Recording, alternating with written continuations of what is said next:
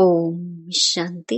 8 जुलाई 2025। मीठे बच्चे, यह तुम्हारा जीवन बहुत बहुत अमूल्य है, क्योंकि तुम श्रीमत पर विश्व की सेवा करते हो। इस हेल को हेवन बना देते हो। प्रश्न: खुशी गायब होने का कारण तथा उसका निवारण क्या है? उत्तर: खुशी गायब होती है पहला, देह अभिमान में आने के कारण।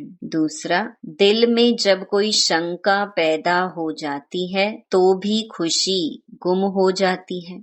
इसीलिए बाबा राय देते हैं, जब भी कोई शंका उत्पन्न हो तो फौरन बाबा से पूछो। देही अभिमानी रहने का अभ्यास करो तो सदैव खुश रहेंगे। ओम शांति।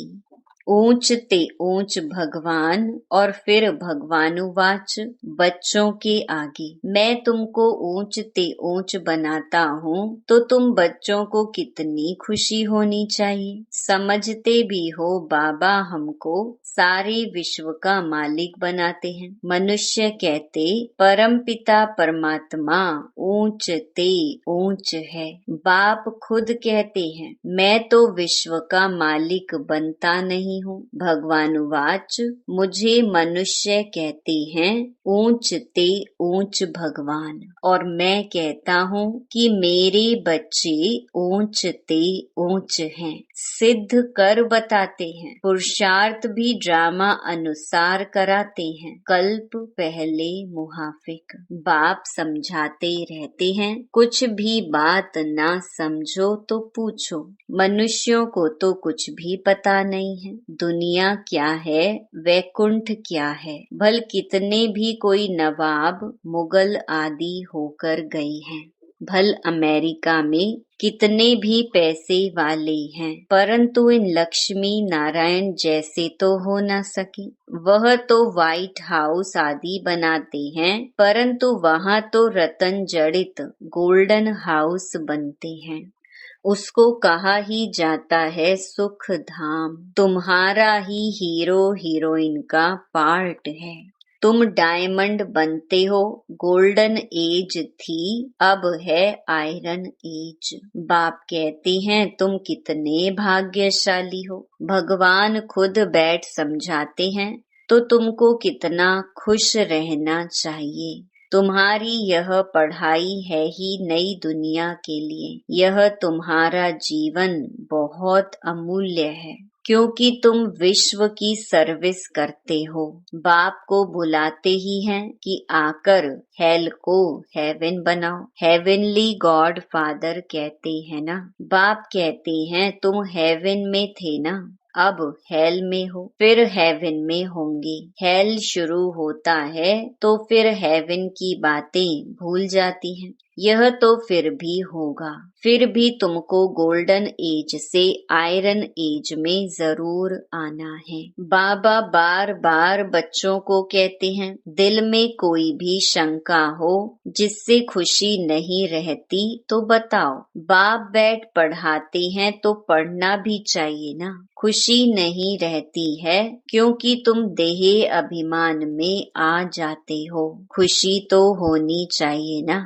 बाप तो सिर्फ ब्रह्मांड का मालिक है, तुम तो विश्व के भी मालिक बनते हो। भल बाप को क्रिएटर कहा जाता है, परंतु ऐसे नहीं कि प्रलय हो जाती है फिर नई दुनिया रचते हैं। नहीं, बाप कहते हैं, मैं सिर्फ पुरानी को नया बनाता हूँ, पुरानी दुनिया विनाश कराता हूँ, तुमको नई दुनिया का मालिक बनाता हूँ। मैं कुछ करता नहीं हूँ, ये भी ड्रामा में नूंद है। पतित दुनिया में ही मुझे बुलाते हैं, पारसनाथ बनाता हूँ तो बच्चे खुद पारसपुरी में आ जाते हैं। वहाँ तो मुझे कभी बुलाते ही नहीं हैं। कभी बुलाते हो कि बाबा पारसपुरी में आकर थोड़ी विजिट तो लो, बुलाते ही नहीं। गायन भी है दुख में सिमरन सब करें, पतित दुनिया में याद करते हैं, सुख में करे न कोई। न याद करते हैं न बुलाते हैं, सिर्फ द्वापर में मंदिर बनाकर उसमें मुझे रख देते हैं। पत्थर का नहीं तो हीरे का लिंग बनाकर रख देते हैं पूजा करने के लिए। कितनी वंडरफुल बातें हैं। अच्छी तरह से कान खोलकर सुनना चाहिए। कान भी प्योर करना चाहिए। Purity first. कहते हैं शेरनी का दूध सोने के बर्तन में ही ठहर सकता है। इसमें भी पवित्रता होगी तो धारणा होगी। बाप कहते हैं काम महाशत्रु है, इन पर विजय पानी है। तुम्हारा यह अंतिम जन्म है, यह भी तुम जानते हो। यह वही महाभारत लड़ाई भी है। कल्प कल्प जैसे विनाश हुआ है, हूबहू अब भी होगा। ड्रामा अनुसार तुम बच्चों को स्वर्ग में फिर से अपने महल बनाने हैं, जैसे कल्प पहले बनाए थे। स्वर्ग को कहते ही हैं पैराडाइज। पुराणों से पैराडाइज अक्षर निकला है। कहते हैं मानसरोवर में परियां रहती थी, उसमें कोई टुबका लगाए तो परी बन जाए। वास्तव में है ज्ञान मान सरोवर, उसमें तुम क्या से क्या बन जाते हो। शोभनिक को परी कहते हैं, ऐसे नहीं पंखों वाली कोई परी होती है। जैसे तुम पांडवों को महावीर कहा जाता है, उन्होंने फिर पांडवों के बहुत बड़े बड़े चित्र, गुफाएं आदि बैठ दिखाई हैं। भक्ति मार्ग में कितने पैसे बर्बाद करते हैं। बाप कहते हैं हमने तो बच्चों को कितना साहूकार बनाया, तुमने इतने सब पैसे कहाँ किए। भारत कितना साहूकार था, अभी भारत का क्या हाल है। जो 100% सॉल्वेंट था, अब 100% इनसॉल्वेंट बन पड़ा है। अभी तुम बच्चों को कितनी तैयारी करनी चाहिए। बच्चों आदि को भी यही समझाना है कि शिव बाबा को याद करो तो तुम श्री कृष्ण जैसा बनोगे। तुम बच्चों को कितनी खुशी रहनी चाहिए, लेकिन अपार खुशी उन्हें ही रहेगी जो सदा दूसरों की खिदमत सेवा में रहते हैं। मुख्य धारणा चलन बहुत बहुत रॉयल हो, खान पान बहुत सुंदर हो। तुम बच्चों के पास जब कोई आते हैं तो उनकी हर प्रकार से खिदमत करनी चाहिए, स्थूल भी तो सूक्ष्म भी। जिस्मानी रूहानी दोनों करने से बहुत खुशी होगी। कोई भी आए तो उनको तुम सच्ची सत्यनारायण की कहानी सुनाओ। शास्त्रों में तो क्या क्या कहानियां लिख दी हैं। विष्णु की नाभि से ब्रह्मा निकला, फिर ब्रह्मा के हाथ में शास्त्र दे दिए हैं। अब विष्णु की नाभि से ब्रह्मा कैसे निकलते हैं, कितना राज है, और कोई इन बातों को कुछ समझ ना सके। नाभि से निकलने की तो बात ही नहीं है। ब्रह्मा सो विष्णु, विष्णु सो ब्रह्मा बनते हैं। ब्रह्मा को विष्णु बनने में सेकंड लगता है। सेकंड में जीवन मुक्ति कहा जाता है। बाप ने साक्षात्कार कराया, तुम विष्णु का रूप बनते हो। सेकंड में निश्चय हो गया, विनाश साक्षात्कार भी हुआ। नहीं तो कलकत्ता में जैसे राजाई ठाट से रहते थे, कोई तकलीफ नहीं थी, बड़ी रॉयल्टी से रहते थे। अब बाप तुम्हें यह ज्ञान रत्नों का व्यापार सिखलाते हैं। वह व्यापार तो इनके आगे कुछ भी नहीं है, परंतु इनके पार्ट और तुम्हारे पार्ट में फर्क है। बाबा ने इनमें प्रवेश किया और फट से सब छोड़ दिया। भट्ठी बननी थी, तुमने भी सब कुछ छोड़ा। नदी पार कर आए, भट्ठी में पड़े। क्या क्या हुआ, कोई की परवाह नहीं। कहते हैं श्री कृष्ण ने भगाया। क्यों भगाया? उन्हों को पटरानी बनाने। यह भट्ठी भी बनी तुम बच्चों को स्वर्ग की महारानी बनाने के लिए।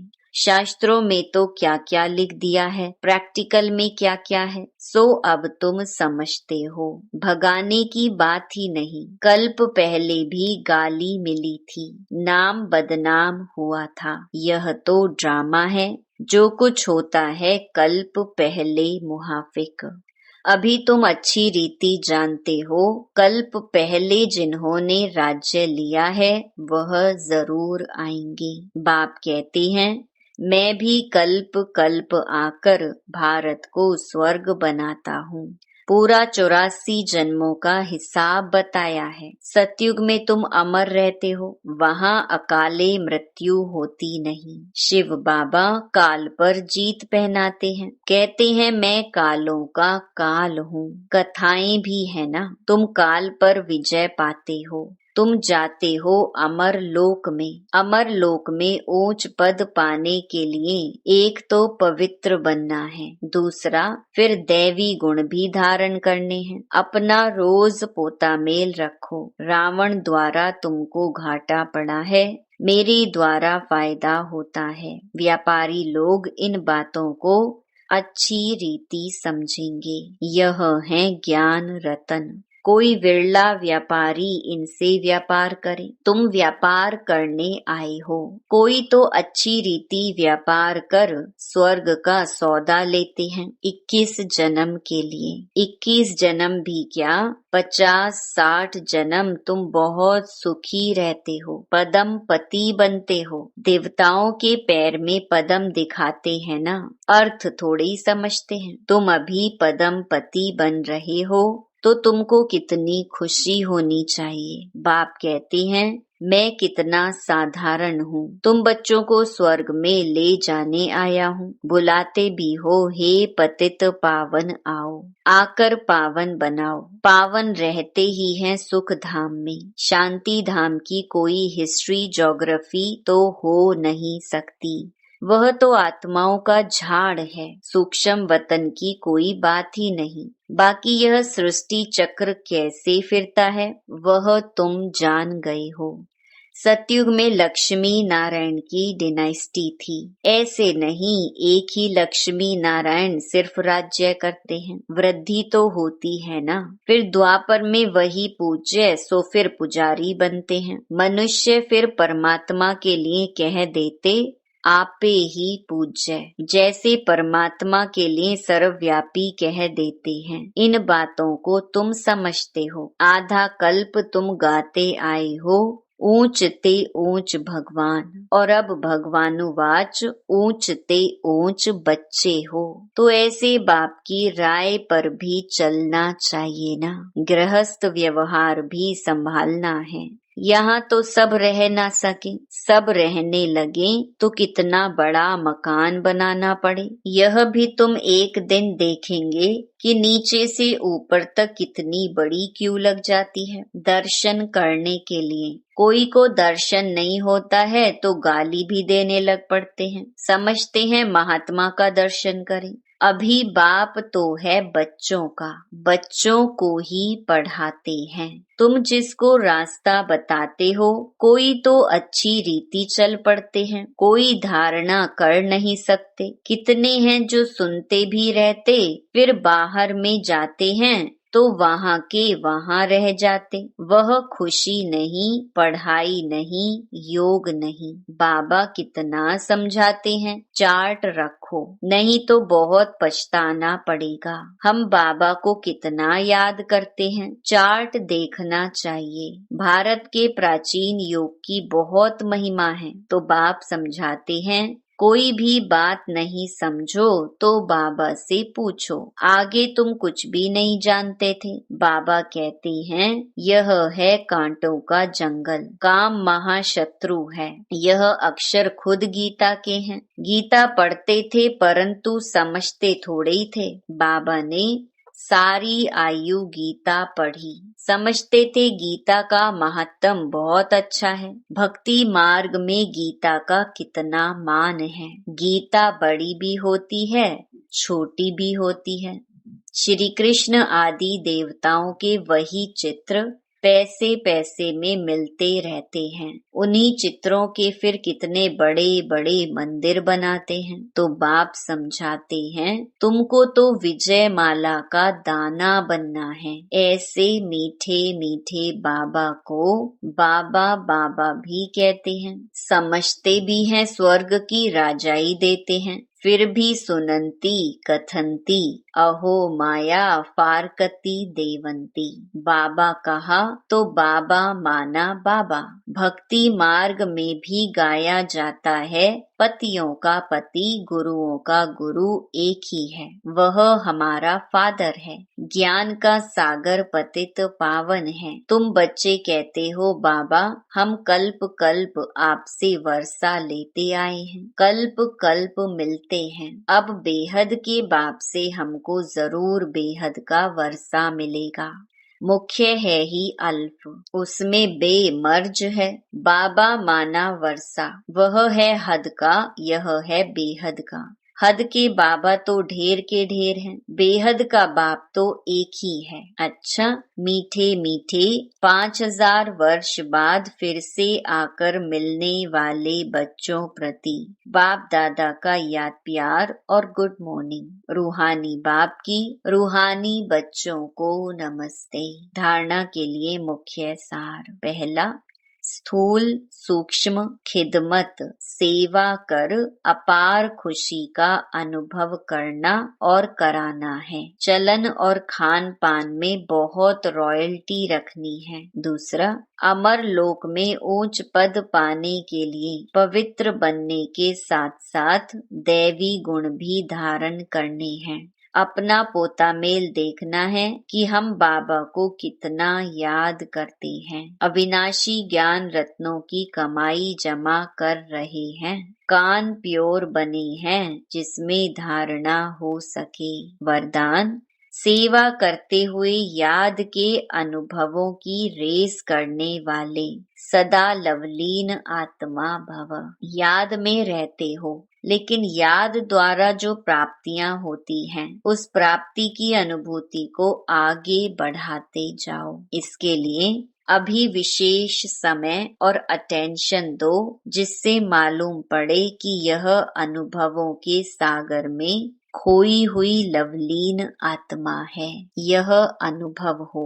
नॉलेज का प्रभाव है, लेकिन योग के सिद्धि स्वरूप का प्रभाव हो। सेवा करते हुए याद के अनुभवों में डूबे हुए रहो। याद की यात्रा के अनुभवों की रेस करो। स्लोगन, सिद्धि को स्वीकार कर लेना अर्थात भविष्य प्रारब्ध को यहाँ ही समाप्त कर देना। अव्यक्त इशारे, संकल्पों की शक्ति जमा कर श्रेष्ठ सेवा के निमित्त बनो। जितना जितना आप बच्चे श्रेष्ठ संकल्प की शक्ति से संपन्न बनते जाएंगे, उतना श्रेष्ठ संकल्प की शक्तिशाली सेवा का स्वरूप स्पष्ट दिखाई देगा।